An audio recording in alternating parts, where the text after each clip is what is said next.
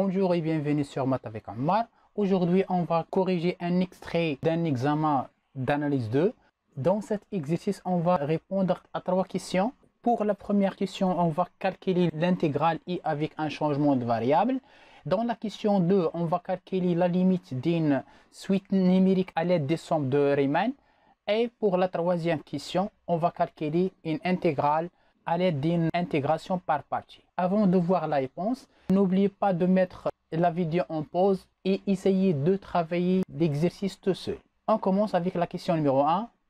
On a i est égal l'intégrale entre 0 et 1 ln de 1 plus x sur 1 plus x au carré dx. On pose x est égal 1 moins t sur 1 plus t. Donc on va calculer dx.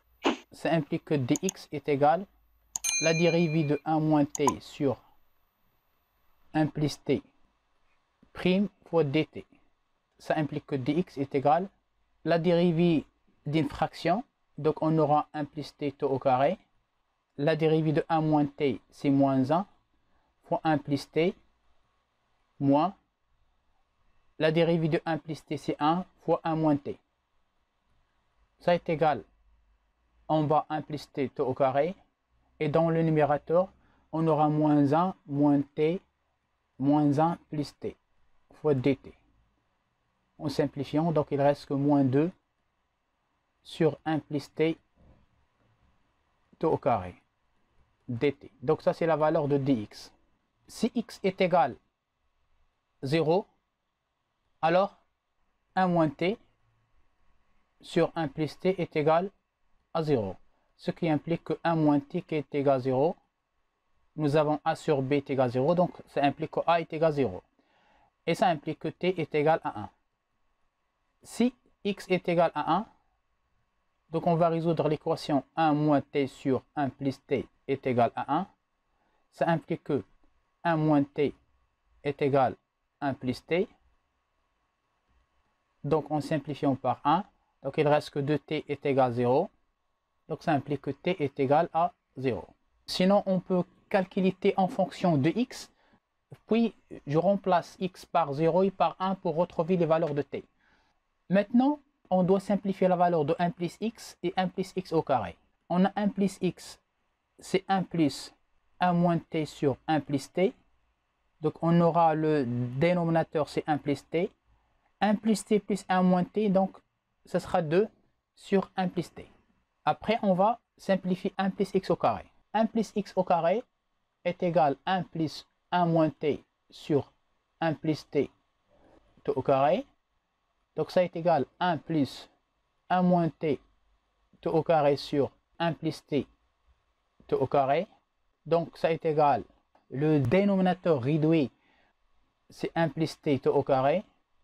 1 plus t au carré plus 1 moins t au carré.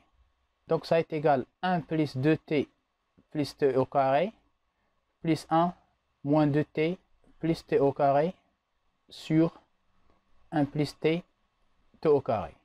En simplifiant par moins 2t, donc ça est égal 2 plus 2t au carré sur 1 plus t au carré. Je factorise par 2. Donc c'est 2 facteurs 1 plus t au carré sur 1 plus t au carré. Donc i est égal l'intégrale entre 0 et 1 ln de 1 plus x sur 1 plus x au carré dx. Quand x prend la valeur 0, t prend la valeur 1. Et quand x prend la valeur 1, t prend la valeur 0. Je remplace 1 plus x par 2 sur 1 plus t. 2 sur 1 plus t, et je remplace 1 plus x au carré par 2 facteurs 1 plus t au carré sur 1 plus t au carré. Donc on va multiplier par l'inverse, donc fois 1 plus t au carré sur 2 facteurs 1 plus t au carré. On a trouvé que dx est moins 2 sur 1 plus t au carré. Moins 2 sur 1 plus t au carré dt. En simplifiant par 1 plus t au carré et en simplifiant par 2, avec le moins, je peux inverser les bornes. Donc ce sera l'intégrale entre 0 et 1 de 1 sur 1 plus t au carré fois ln de 2 sur 1 plus t. ln de a sur b, c'est ln de a moins ln de b. Donc ça, c'est l'intégrale entre 0 et 1 de 1 sur 1 plus t au carré, ln de 2 moins ln de 1 plus t, facteur de 1 plus 1 sur t au carré. On développe et on sait que l'intégrale est linéaire, donc c'est l'intégrale entre 0 et 1, ln de 2 sur 1 plus t au carré, moins l'intégrale entre 0 et 1, ln de 1 plus t sur 1 plus t au carré. Ln de 2, c'est une constante. Une primitive de 1 sur 1 plus t au carré, c'est arctangent de t entre 0 et 1. Et ça n'est autre que l'intégrale i, puisque t c'est une variable miette. On a ici l'intégrale entre 0 et 1 de ln de 1 plus x sur 1 plus x au carré. Donc on aura ici moins i. Donc on a i est égal ln de 2 fois arctangent de t entre 0 et 1 moins i. Donc on déplace i l'autre côté. Donc on aura 2i est égal ln de 2 fois arctangent de 1 c'est pi sur 4 et arctangent de 0 c'est 0. Ce qui implique que i est égal ln de 2 fois pi sur 8. Voilà, ça c'est la valeur de i. Passons maintenant à la deuxième question. Pour tout n supérieur ou égal à 1, soit in qui est égal à sigma k allant de 0 jusqu'à n moins 1, de n facteur ln de n plus k moins ln de n sur n au carré plus k au carré. On veut calculer la limite de in. Soit n supérieur ou égal à 1, on a un est égal sigma k allant de 0 jusqu'à n moins 1 de n facteur ln de n plus k moins ln de n sur n au carré plus k au carré. Alors, notre but, c'est de faire apparaître les sommes de Riemann. Donc, on aura sigma k allant de 0 jusqu'à n moins 1, n facteur ln de a moins ln de b, c'est ln de a sur b. Donc, on aura ln de n plus k sur n. Le tout sur, puisque nous avons k au carré, n au carré, donc je vais factoriser par n au carré. On aura 1 plus k au carré sur n au carré. En simplifiant par n, il reste que 1 sur n. 1 sur n ne dépend pas de k, donc je fais sortir 1 sur n. Sigma k allant de 0 jusqu'à n moins 1, ln de, on va séparer les fractions, n sur n c'est 1, plus k sur n, le tout sur 1 plus k sur n tout au carré. Et ça est égal 1, c'est 1 moins 0 sur n, sigma k allant de 0 jusqu'à n moins 1, f de 0 plus k facteur 1 moins 0 sur n, avec f de x. Donc à la place de k sur n, je mets x. C'est ln de 1 plus x sur 1 plus x au carré, quel que soit x, appartient, a et b sont 0 et 1.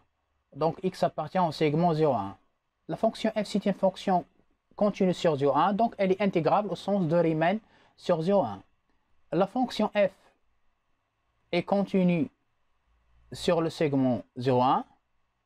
Donc, la fonction f est intégrable au sens de Riemann sur 0, 1, ce qui implique que la suite n converge et sa limite, quand n tend vers plus l'infini, n'est autre que l'intégrale entre 0 et 1 de la fonction f. Et la fonction f n'est autre que ln de 1 plus x sur 1 plus x au carré. Et ça, c'est exactement l'intégrale i. Et on a déjà calculé l'intégrale i dans la question numéro 1. On a trouvé pi sur 8 fois ln de 2. Donc, on a calculé la limite de la suite in à l'aide des sommes de Riemann. Passons maintenant à la question numéro 3. On va calculer l'intégrale g avec une intégration par partie. On sait une primitive de 1 sur 1 plus x, c'est ln de 1 plus x. Donc, on pose i' de x est égal 1 sur 1 plus x. Et v de x est égal arctangente de x. Ça implique que i de x est égal ln de 1 plus x. Et v' de x la dérivée de arctangente de x, c'est 1 sur 1 plus x au carré. Donc, l'intégrale j est égale entre les crochets i fois v. Donc, on aura arctangente de x fois ln de 1 plus x entre 0 et 1 moins l'intégrale entre 0 et 1 ln de 1 plus x sur 1 plus x au carré.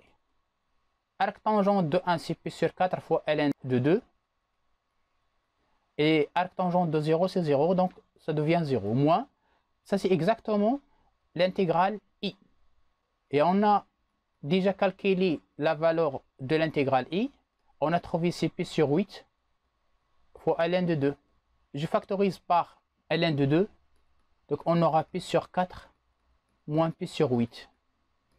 Donc l'intégrale g est égale pi sur 4 moins pi sur 8, c'est pi sur 8. Donc l'intégrale g est égale à pi sur 8 fois ln de 2. Voilà, cette vidéo touche à sa fin. Merci de l'avoir suivi et à la prochaine vidéo. Au revoir.